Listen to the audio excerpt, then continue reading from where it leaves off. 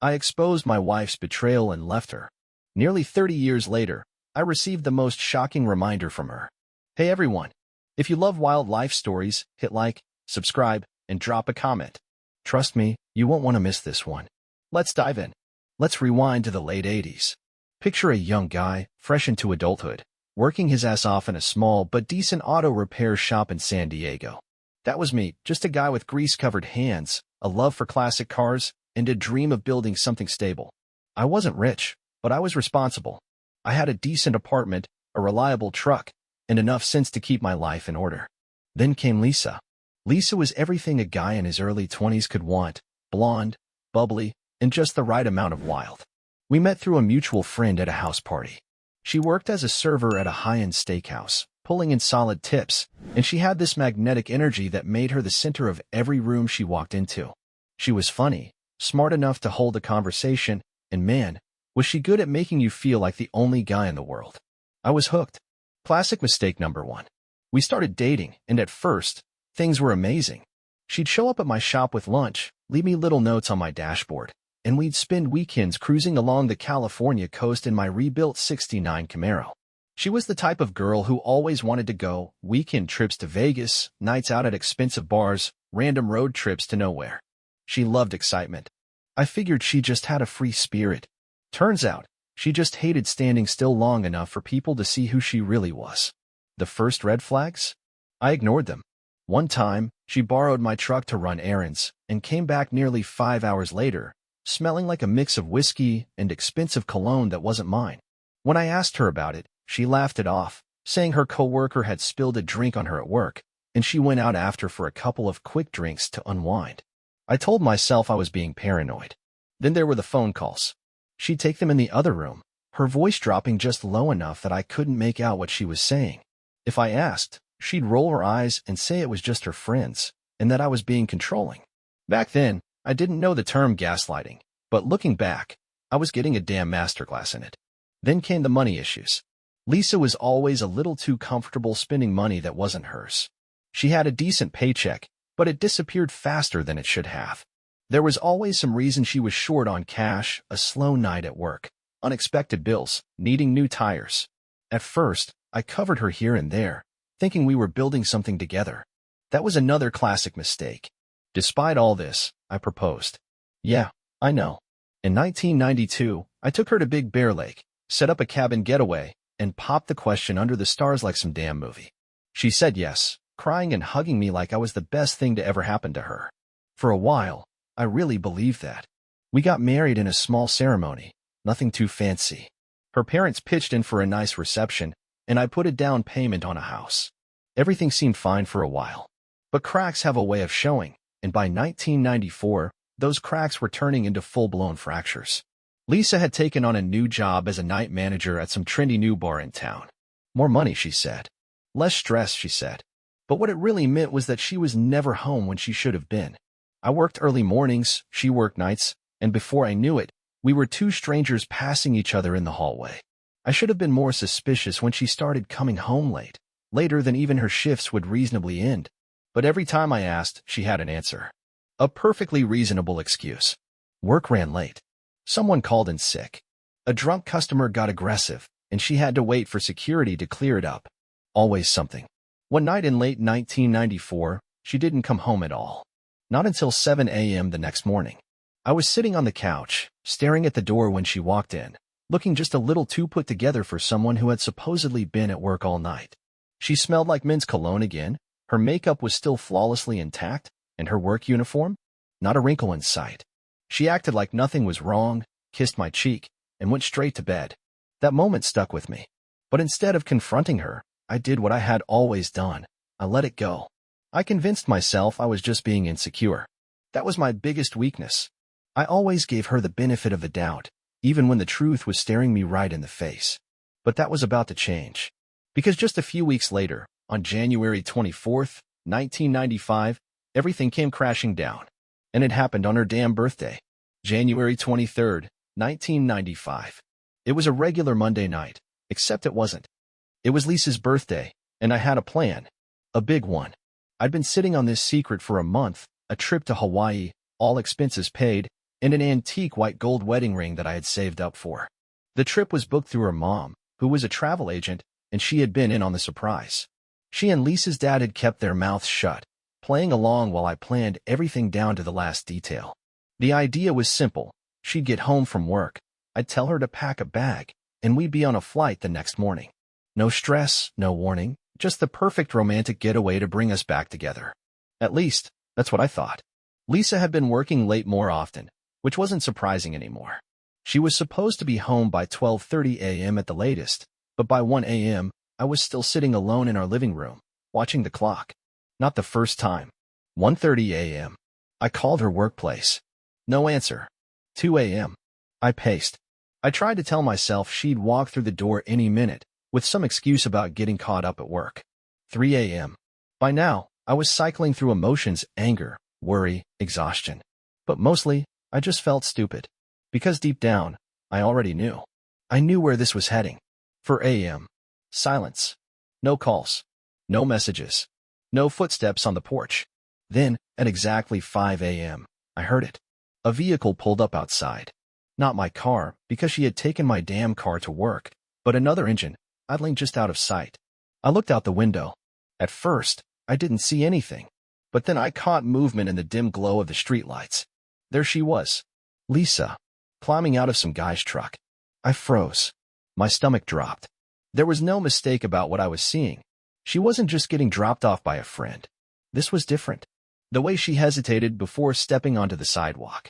The way she smoothed her hair down like she had just been in the middle of something.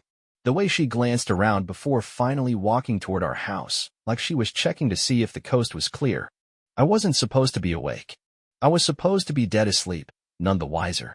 She thought she had gotten away with it. But I just stood there, staring, waiting.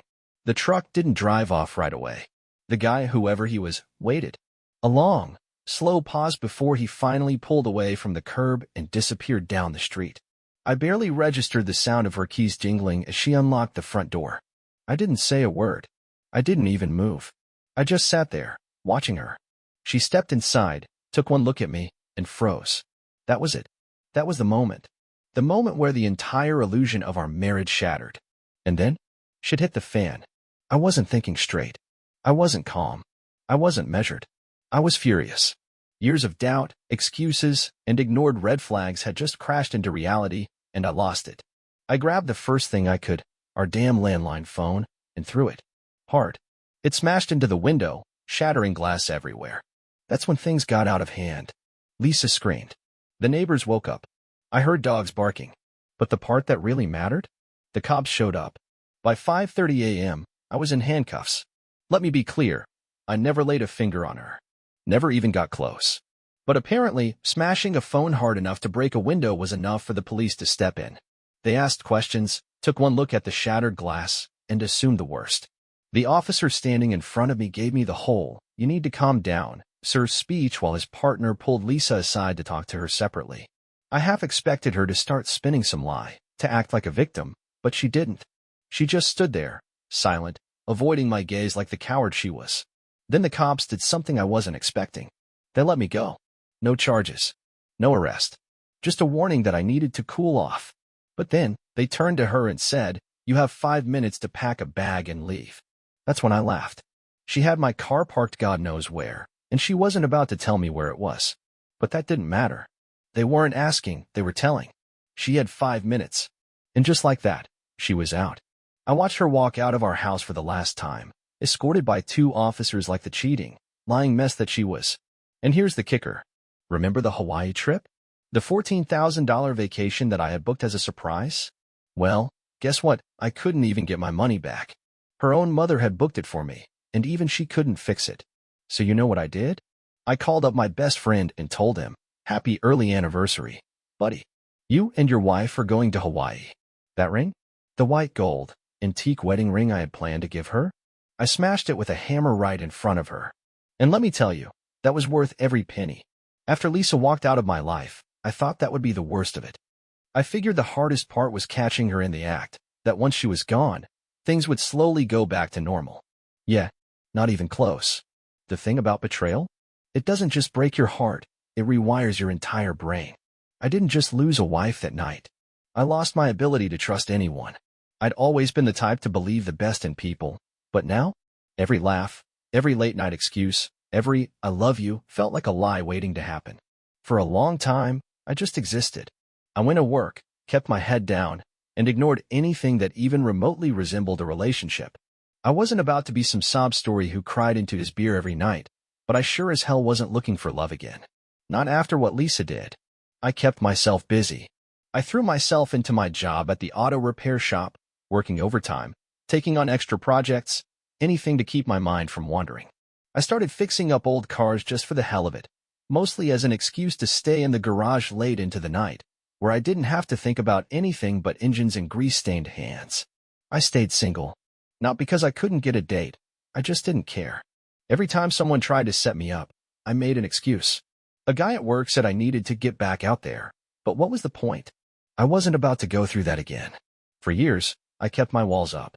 People came and went, relationships started and ended around me, but I stayed in my own little world.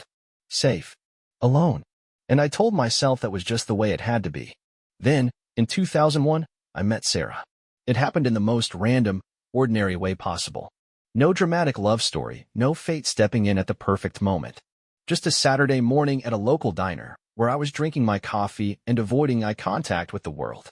She was sitting at the counter, reading a book, something about classic literature, if I remember right. She looked normal. No flashy makeup, no over-the-top attitude. Just a woman in jeans and a hoodie, sipping her coffee like she had all the time in the world. At some point, we both reached for the sugar at the same time, and that's when she looked up and smiled. And let me tell you, after everything I'd been through, after years of shutting people out, that smile? It knocked the wind out of me. Sarah was nothing like Lisa. Where Lisa had been all high-energy chaos, Sarah was calm, steady, the kind of person who made silence feel comfortable. She had this way of listening, really listening, that made you feel like you were the only person in the room. We started talking. At first, I kept my guard up. But something about her made it easy. I didn't have to try so hard. I didn't have to impress her. And for the first time in years, I actually wanted to keep a conversation going. One coffee turned into two. Two turned into breakfast. And before I knew it, I was laughing again. Sarah was patient with me. She never pushed. Never tried to force her way into my life. But she stayed. And little by little, I let my walls come down. She learned about Lisa. About the cheating, the lies, the way it had left me second-guessing everything. And instead of telling me to just move on, she told me something I hadn't considered. You didn't deserve that. And it doesn't have to define you. For the first time, I actually believed it. We took things slow. Really slow. But eventually, I realized something terrifying. I wasn't just dating Sarah. I was falling for her. By 2004, I knew. This wasn't like last time. This wasn't a mistake waiting to happen. I took her to Big Bear Lake, the same place I had proposed to Lisa all those years ago. Only this time, I wasn't nervous. I wasn't second-guessing myself. I wasn't trying to force something that wasn't real. I got down on one knee, held out a ring, not an overpriced antique this time, just something simple and meaningful, and asked her to marry me. And when she said yes, I knew, without a doubt, that I was finally home. We got married in 2005. No fancy, over-the-top wedding. Just close friends, family, and a day that actually felt real. By 2007, we had our first child, a little boy who, to this day, is the best thing that ever happened to me. Holding him for the first time? That's when I realized why everything else had happened. Every heartbreak. Every wasted dollar. Every sleepless night I had spent wondering what I did wrong. It all led me here. To a woman who actually loved me. To a life I actually wanted. To a family I would die for. Lisa? She was nothing more than a bad memory. And as I looked at my son, asleep in my arms, I finally understood. I hadn't lost anything that night in 1995. I had just been given a second chance. And this time, I wasn't about to waste it. If you had told me back in 1995, when I was standing in the wreckage of my first marriage, that one day I'd have the life I have now, I wouldn't have believed you. Hell, I would have laughed in your face. But here I am. Happy. Stable. Whole. Sarah and I built something real, something that had nothing to do with lies, manipulation, or late-night doubts. We settled into a life that, by all accounts, was normal. And after everything I'd been through, normal was perfect. Most mornings, I wake up before the sun, not because I have to, but because I like it.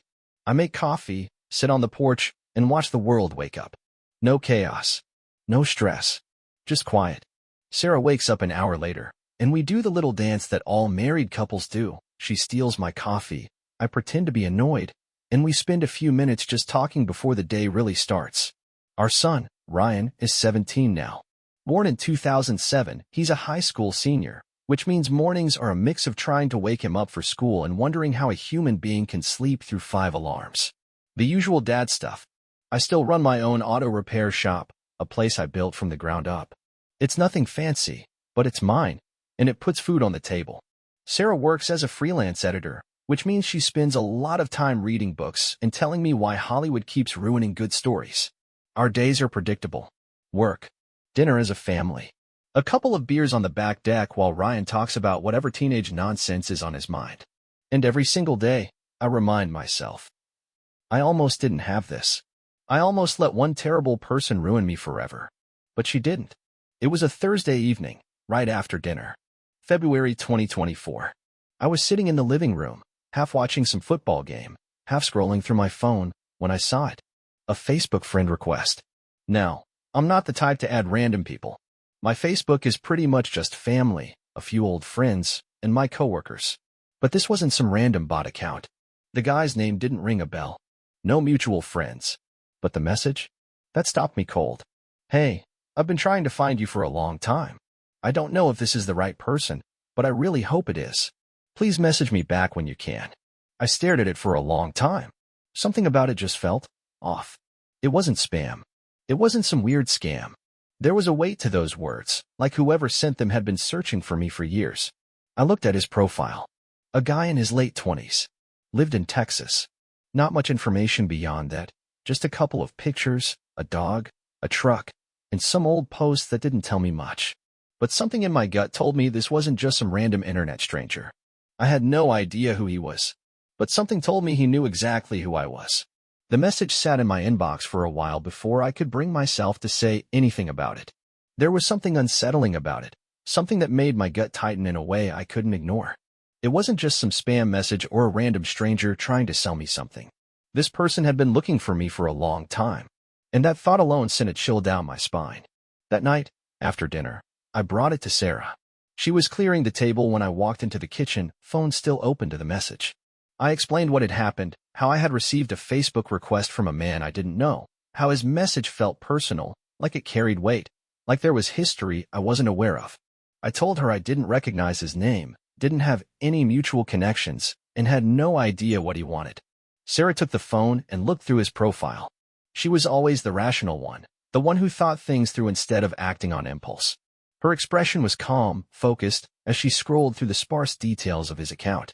The pictures didn't tell us much, just a young man in his late 20s, living in Texas, with no obvious links to me.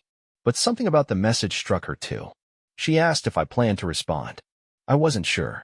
There was something about this that felt like opening a door I wasn't prepared to walk through.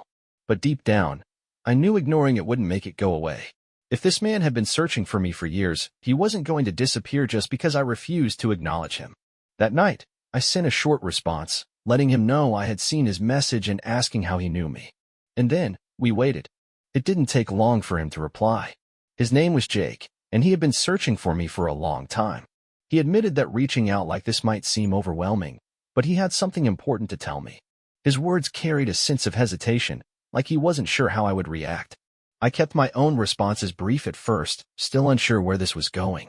But over the next few days, as we exchanged messages, his story began to unfold. Jake was 28 years old, born in 1996, and had spent his entire life in Texas. He had grown up believing he had a father, a man who raised him, provided for him, and shaped his childhood. But when he was 15 years old, everything changed. His father was an alcoholic, the kind of man who drank himself into oblivion and used words as weapons. There had always been tension in the household, but Jake had learned to live with it. He never questioned his family until the night his father came home drunker than usual and let something slip. That night, his father, slurring his words and stumbling through the kitchen, told him something that shattered everything he knew. He wasn't his real son. At first, Jake thought it was just the drunken ramblings of a bitter man. But as time passed, the accusations kept coming. His father repeated the claim whenever he drank too much, throwing it at him like an insult, a cruel joke. The words lingered long after the alcohol faded, and eventually, Jake couldn't ignore them anymore. He confronted his mother. At first, she denied it, telling him his father was just talking nonsense, that he didn't know what he was saying. But the doubts had already taken root in Jake's mind, and the more his father continued to hint at it, the harder it became for his mother to keep up the lie. Eventually, she broke. She admitted that the man who raised him wasn't his biological father. When he asked who his real father was, she refused to tell him. She claimed it was complicated, that it had happened a long time ago, that there was no way to reach the man in question. She insisted that she had done what she thought was best, that the life he had was the only life that mattered. But for Jake, that wasn't enough. Over the years, Jake had tried to piece together the missing parts of his past. He had no name, no location, no way of knowing where to start. All he had was his mother's vague refusal to answer his questions, and a father who had no problem throwing the truth at him when he was angry. Eventually, he turned to what little information he could find: old documents, distant relatives, anything that might give him a clue. It took years of dead ends, wrong turns, and wasted searches, but eventually, he found something. Me.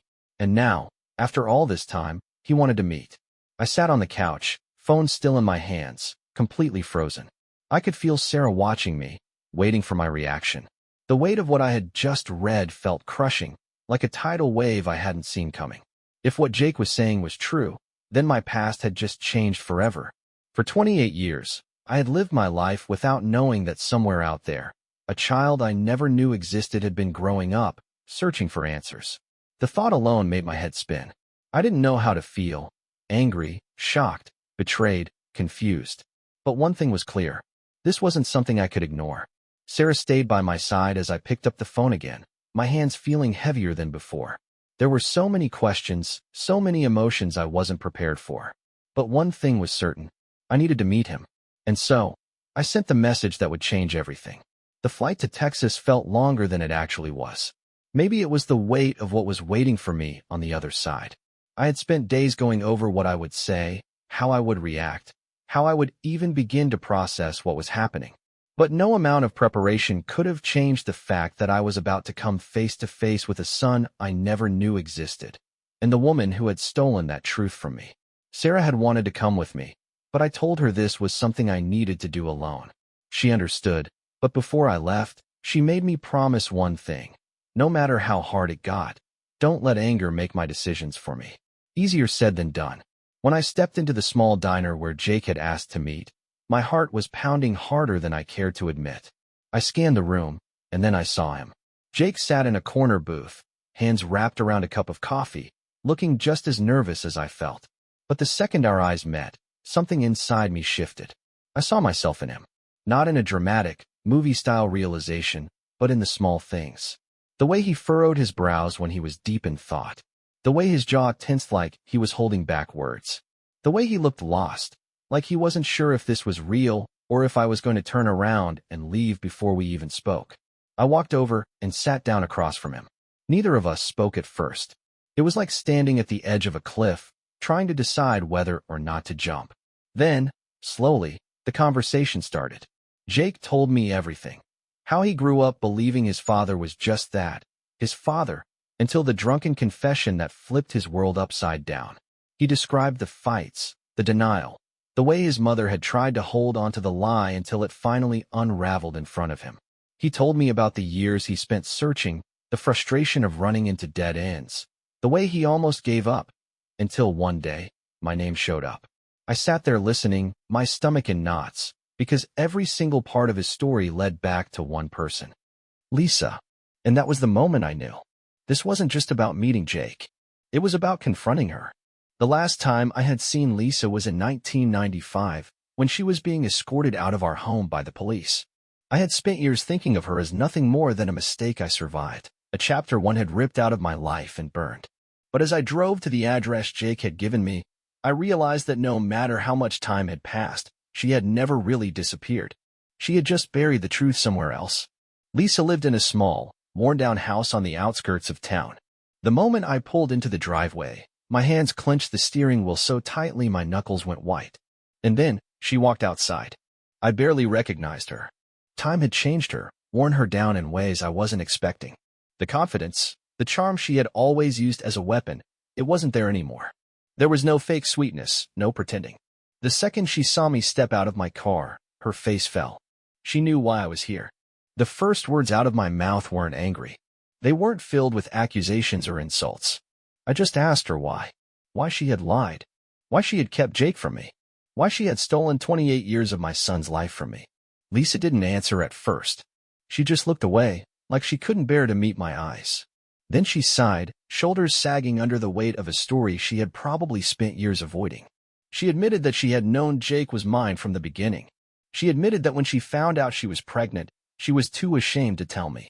She had been caught cheating, thrown out of the life she had destroyed, and instead of owning up to what she had done, she ran. She let another man step in and take the role she had denied me. And the worst part? She said she thought she was doing the right thing. I stood there, trying to understand the woman in front of me, trying to reconcile the person I had once loved with the one who had spent nearly 3 decades pretending I didn't exist. But no matter how many excuses she gave, no matter how much regret she tried to show, the damage had already been done. Jake had grown up believing a lie, and I had spent half my life never knowing my own son. I didn't yell. I didn't throw things. I didn't give Lisa the satisfaction of seeing me break. I just looked her in the eye, told her that she had stolen something from both me and Jake, and then I turned and walked away, because this wasn't about her anymore. It was about him. That night, Jake and I sat outside his house, talking for hours. The anger, the loss, the years that had been stolen from us, it didn't disappear overnight. But for the first time, he wasn't searching anymore. And for the first time, I knew that this wasn't the end of my story. It was just the beginning of a new one. After everything, after the messages, the flight, the long-awaited meeting, and the confrontation with Lisa, there was still one last thing left to do. Jake had insisted on it. A DNA test. Not because he doubted me, but because he had spent so many years being lied to, so many years questioning his own reality, that he needed proof. Not just words, not just a gut feeling. Something real. I agreed without hesitation. Deep down, I already knew the answer. I had seen it in his face, in the way he carried himself, in the familiar way he processed his emotions. But this wasn't just about me, it was about him. About giving him certainty in a life where he had been denied it for far too long. We took the test and sent it off, and then we waited. It didn't take long. When the email came through, I felt a lump in my throat before I even opened it. Jake sat beside me, nervous energy radiating off him as I clicked on the results. And there it was. 99.99% match. I was his father. Tears streamed down my face before I could stop them. I wasn't the kind of man who cried easily, but in that moment, every emotion I had buried for nearly 3 decades came crashing down. Regret for the years we lost. Gratitude for the second chance we had been given. Overwhelming joy at knowing, without a doubt, that this was real. I looked at Jake, and for the first time, I saw relief in his eyes. He had spent years chasing a truth that always felt just out of reach. And now, he finally had it. He was mine. And he always had been. But that wasn't the only revelation that day. As we sat there, processing everything, Jake hesitated for a moment before telling me there was something else, someone else, I needed to know about. I was already struggling to contain my emotions when he pulled out his phone and scrolled to a picture. A little girl, about 4 years old, with dark brown eyes and a mischievous smile that looked far too familiar. Her name was Emma, my granddaughter. I had spent my entire life thinking I had one child. And now, in a matter of days, I had not only gained a son, I had gained a granddaughter, too. The weight of it hit me all over again. I had missed Jake's entire childhood, but here was another chance. Another generation. Another life that I got to be a part of from the very start. I wasn't about to let this new connection slip away. Before I left Texas, I asked Jake and his family to come back with me. Not permanently, just for a visit. I wanted them to meet Sarah, to meet Ryan, the little brother Jake never knew he had. Jake didn't even hesitate. He wanted it just as much as I did. He wanted to see where I lived, to know the life I had built. He wanted to meet his brother, to sit down at the same table and share a meal, to experience something that had been missing for far too long. When we landed back home, Sarah was waiting at the airport, her eyes full of questions and emotions that mirrored my own. And when she saw Emma running toward me, arms outstretched, she didn't hold back the tears. I introduced Ryan to Jake, watching as my 17-year-old son processed the fact that he had an older brother he never knew about. It was awkward at first, how could it not be? But by the end of the night, they were already talking like they had known each other forever, bonding over stupid jokes and shared interests. For the first time in my life, I looked around at the people surrounding me, Sarah, Ryan, Jake, Emma, and I realized something. My family had doubled in size, and so had my happiness. I had spent so many years thinking my past was just something to leave behind, that it was nothing but mistakes, regrets, and lessons learned the hard way. But now, I realized that my past had given me something incredible: a son, a granddaughter, a bigger family than I ever imagined. Lisa had stolen time from us, but she hadn't stolen everything. She couldn't take away what we had now, what we were building from this moment forward. And for the first time in decades, I felt whole. Because no matter how it started, no matter how messy or painful the road had been, I had found something I never thought I'd have again: a second chance. And I wasn't going to waste it. And that's the story. What would you do? Comment below. Don't forget to like, subscribe, and turn on notifications for more crazy stories. See you next time.